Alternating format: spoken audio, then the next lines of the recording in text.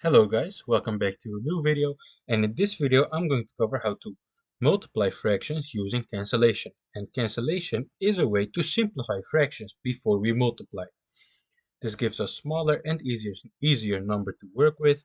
Understanding and using cancellation can make problems a lot simpler and easier to work through. So let's get into our four examples here and start with number 1, where we have 9/10 multiplied by 5/12. So the first thing we do is we check for cancellation. Cancellation basically is we you call it cross cancellation because we are canceling like this from the top to bottom, but diagonally. So we check, do the 9 and 12 have a common factor which is the same number?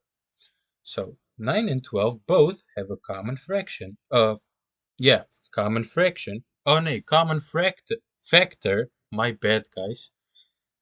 9 and 12 both have a common factor of 3 because 3 times 3 is 9 and 4 times 3 is 12. So we can divide these both by 3. So we cross these two off and we divide them both by 3. 9 divided by 3 equals 3. So instead of the 9 right here, we get a 3/10. And 12 divided by 3 equals 4. So we get 5/4.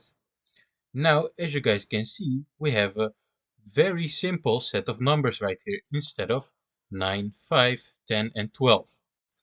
We made the numbers a lot smaller so we don't have to simplify after we multiplied. Let's say we didn't multiply, we had to do 10 times 12, and we would get a very large number. But in this case, we only have 10 times 4. So what we do now, we just multiply these two. So we just multiply the fractions. So 3 times 5 equals 15, and 10 times 4 equals 40. Now the last step we have to take is we have to simplify this once more. So to simplify this, we have to again find the common factor of these two, the largest common factor. So we can divide this by 5. So we're dividing both of these by 5, like this. And our final answer will be 15 divided by 5 equals 3, and 40 divided by 5 e equals 8. So this will be our final answer of the first example. I'm going to move this to the left a bit. So for our first example, we have a final answer of 3/8. We also could have done it without using cancellation, but then we would have a way bigger fraction to simplify and it would take a bit longer. So let's move this to the left a bit. And also this one, so we have enough space to do these last three problems. So for the second one, we have 7/9 times 6/14. So to do this, again, the first step we have to take is we have to see if they have a common factor. 7 and 14 have a common factor of 7. So we can do both divided by 7. So we cross these two off and we divide them by 7. 7 divided by 7 equals 1, and 14 divided by 7 equals 2. 6, 2, like this. So now we have this, we can see if we can do the same thing for these two, because you can always look for these two. But for the first one, we couldn't.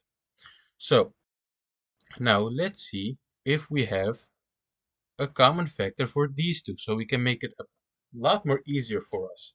So 9 and 6, do they have a common factor?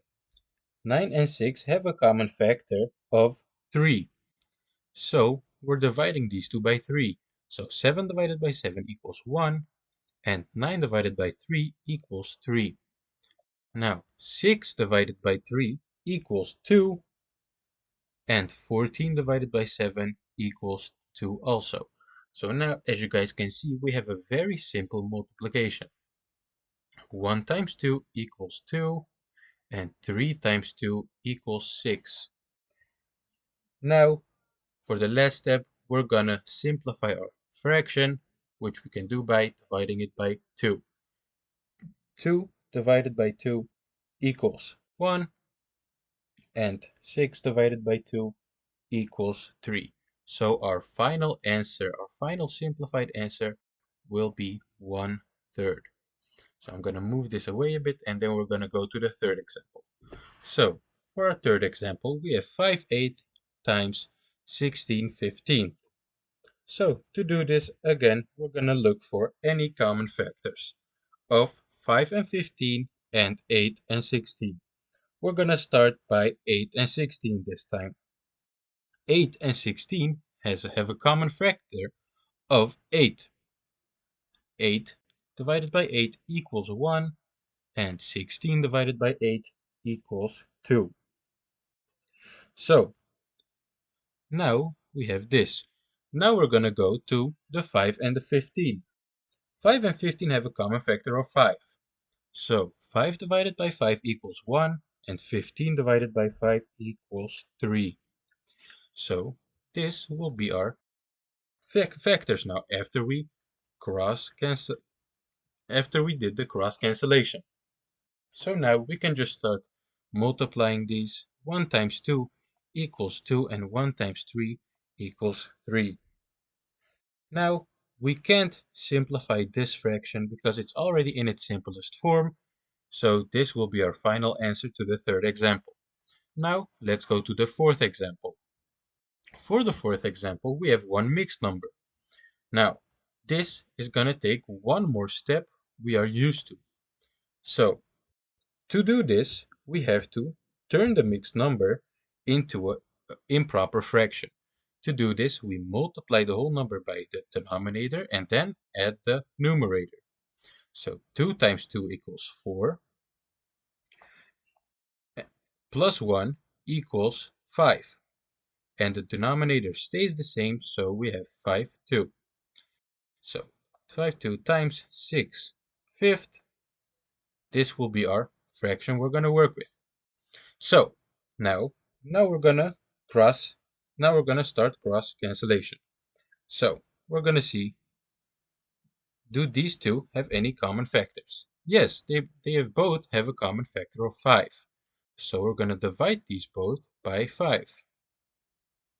5 divided by 5 equals 1, and 5 divided by 5 equals 1.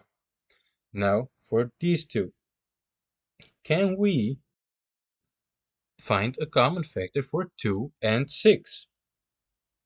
A common factor for 2 and 6 is also what you can do. If you end up on 1, like we did here, we had 1 and 1 for both of the 5s, we can just leave them. We don't have to write them. So we get a fraction of 6 seconds, like this. Now, all we have to do is simplify this, or turn it into whole numbers in this case. So we can turn this into whole number. We have to look how many times does 2 fit into 6. Well, 2 plus 2 equals 4, plus 2 equals 6. So we can fit 3 whole groups of 2 into 6, and our final answer will be the whole number 3. This was basically the video, guys, on how to multiply fractions using cancellation. And I hope you guys enjoyed the video. If you did enjoy the video, subscribe to my channel, leave a thumbs up, leave a question in the comments if you have any. And this was Mr. Mathz, and I'll see you guys in the next one.